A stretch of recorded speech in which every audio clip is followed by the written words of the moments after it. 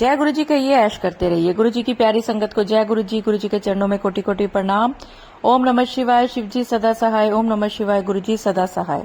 तो संगत जी, आज गुरु जी का जन्मदिन है। सब बहुत ही एक्साइटेड हैं, बहुत ही खुश हैं। सब अपने अपने ढंग से गुरु जी के लिए कुछ ना कुछ कर रहे हैं। और गुरु जी ने आप सबके लिए एक बहुत अच्छा थॉट भेजा है कि मैं सब जो कुछ भी मेरे लिए सोच रहा है, जो कुछ भी मेरे लिए कुछ कर रहा है, मैं वो सब देखने जरूर आऊंगा। मैं लंगर प्रसाद जरूर चखने आऊंगा। आपने मेरे लिए जो तैयारियां करी हैं या मानसिक भी करी है, तो भी मैं जरूर जरूर जरूर आऊंगा। अपनी निशानी छोड़ के जाऊंगा। तो संगत जी, अपने जन्मदिन वाले दिन गुरु जी आपको मायूस नहीं करेंगे।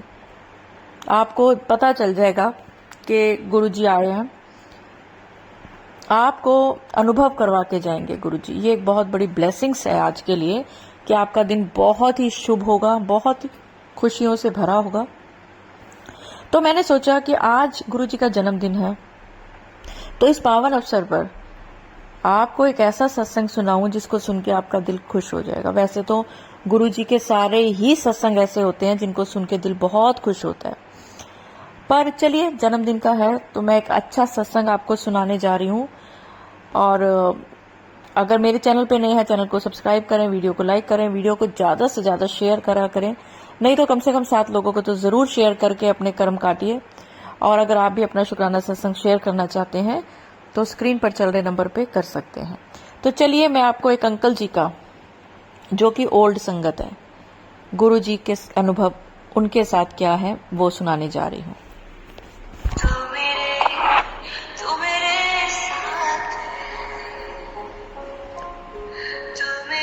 साल की एडवांस में सारी संगत को बहुत बहुत बहुत बहुत मुबारक।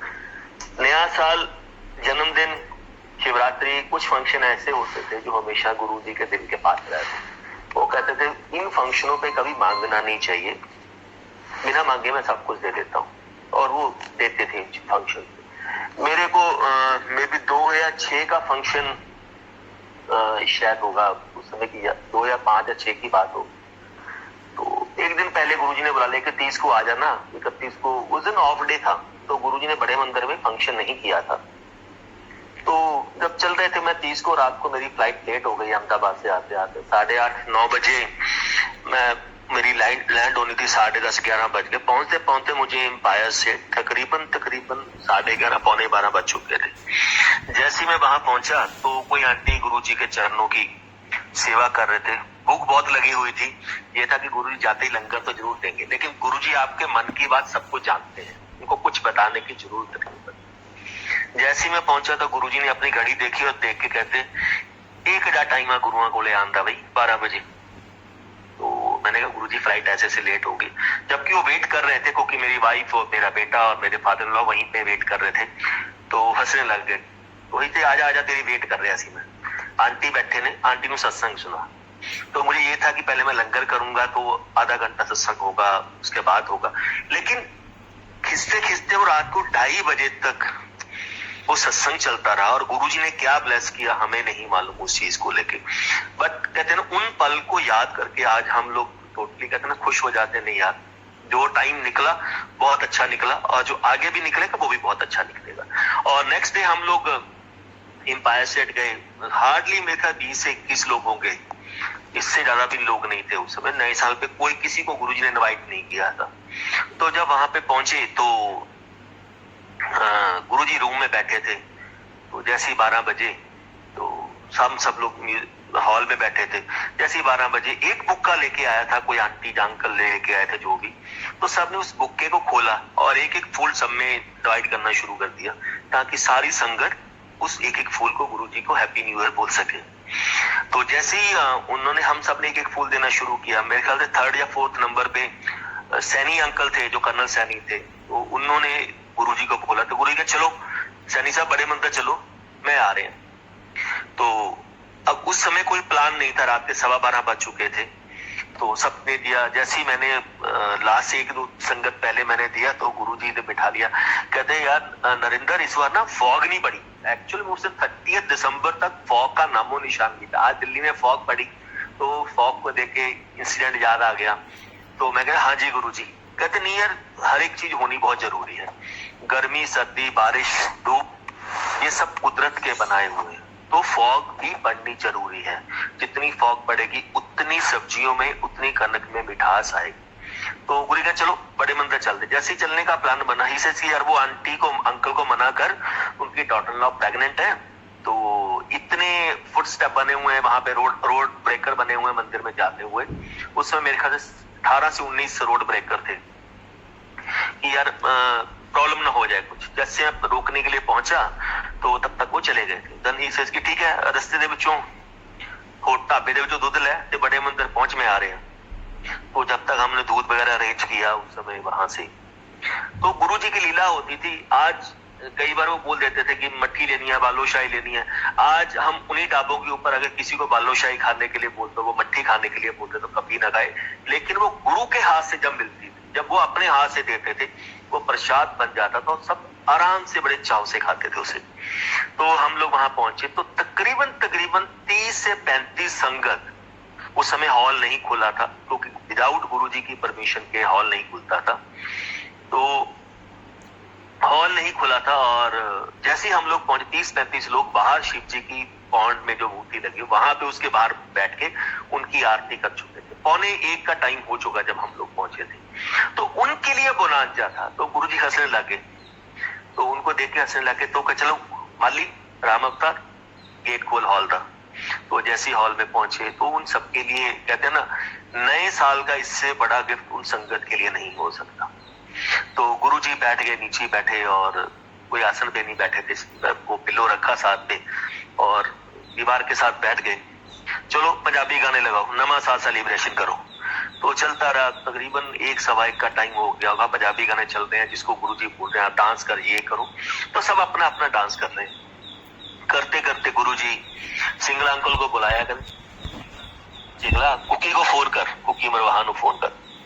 तो वहीं बैठे बैठे कहते इतने बैठ के फोन कर। तो जैसे ही आंटी ने कुकी मरवाहा को फोन किया, उन्होंने फोन नहीं उठाया। तो कहते गुरुजी फोन नहीं उठा रहे। 5 मिनट गुरुजी देखते रहे, बातें करते जिनसे किसी से। तो 5 मिनट फिर देख, कुकी ने फिर फोन कर, देख आ गई हो बेटा। तो जैसी वो नहीं हुई तो फिर 5 मिनट के बाद निकले होंगे। गुरु का जा सिंगला फोन कर, लैंडलाइन पे फोन कर, कुकी गेट खोल के अंदर एंटर कर रही है आपने। तो जैसे अंकल ने फोन किया तो कुकी आंटी को सांस चढ़ा हुआ था और वो भाग के उन्होंने देखा कि रात को 1 बजे किसका फोन आया है, 1-1:15 बजे। तो जैसे उन्होंने पूरी कुकी को बोल, जड़े कपड़े पाए हुए ने, जिस हालत में है, जिस ड्रेस में है, उसी में बड़े मंदिर पहुंच जाए। तो नॉर्मली ग्रीन पार्क से मेरे ख्याल से 30-35 मिनट लगते होंगे। उस समय आंटी 15-20 मिनट में बड़ी मुश्किल से वहां पे जल्दी से पहुंच गए। जैसे ही पहुंचे, गुरु जी आदमी माथा भी नहीं टेकने दिया। कोई कहा चलो आंटी अंकल, मरवाहा अंकल, दोनों डांस करो। तो 2 गानों के उनसे ऊपर डांस करवाया। जैसे ही डांस करवाना शुरू किया, 2 गाने खत्म हुए तो गुरु जी जा चल फिर कुकी, 2 फैक्ट्रियां तेनों ब्लेस करती है नवियां, 2 डांस 2 फैक्ट्री।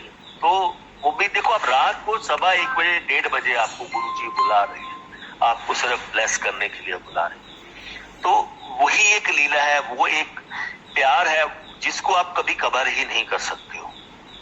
तो जैसे ही गुरु जी रात को तकरीबन 2 बजे 2:30 बजे बड़े मंदिर से निकलने लगे, तो उस समय इतनी फॉग थी, मतलब एक हाथ से दूसरा हाथ दिखाई नहीं देता था। तो गुरु जी कहते सब कुछ मेरे हाथ में है, चाहे वो गर्मी है, चाहे सर्दी है, चाहे बारिश है, चाहे फॉग है, सब कुछ अगर मैं चाहूं तो सब कुछ हो सकता है। तो सब गुरु जी हंसते थे कि यहाँ पे मांगने के लिए ही तो दुनिया आती है, मानने के लिए कौन आता है? गुरु को मानने वाला कोई नहीं है। इसे जो यहाँ पे एक भी संगत खड़ी होके मुझे दिखा दे, जो ये बोल दे मैं गुरु से मिलने के लिए आ रहा हूं, मांगने के लिए नहीं आऊं, तो मान जाऊंगा। एक भी संगत खड़ी होके बोल दे, कहते सानू मिलने लिए कोई नहीं आता। गुरुआ तो चीज लैन ले ही दुनिया पहुंचती है, उसके बिना जहां पे दुनिया नहीं आती संगत। कहते 1 महीने के लिए मैं सारी ब्लेसिंग बंद कर दूं ना, तो इस मंदिर की देहली भी नहीं कोई चढ़ेगा। क्यों? लोग तभी तक आते जब तक लोगों के काम है, बिना काम के यहाँ कोई भी नहीं आता। तो यहाँ पे सब मांगने के लिए आता, चाहे छोटी चीज हो बड़ी चीज हो। हम लोग भी मांगने के लिए गए थे, ऐसा नहीं है कि नहीं मांगने के लिए गए। तो सारी पब्लिक उसी के लिए जाती। क्यों? नानक दुखी है सब संसार, आज की डेट में सब दुखी है।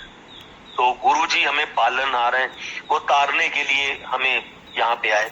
जब हम लोग चंडीगढ़ में गुरुजी से मिले पहली बार, तो गुरुजी हमेशा एक ही चीज के ऊपर फोर्स करते थे, गुप्त पाठ, गुप्त दान, गुप्त सेवा, 3 चीजें किया करो।